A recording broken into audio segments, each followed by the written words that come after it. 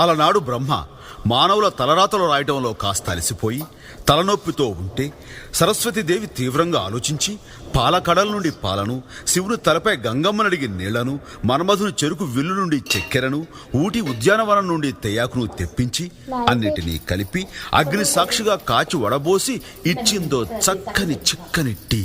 అది తాగిన బ్రహ్మ ఆనాటి నుండి ఈనాటి దాకా రెస్టు లేకుండా సృష్టి కొనసాగిస్తూనే ఉన్నాడు. అంత మహత్తున ఈ టీకి మరో పేరే ఛాయ్ మేరా భాయ్.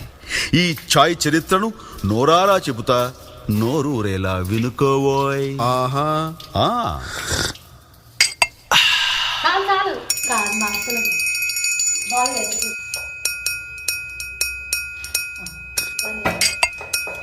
ఫస్ట్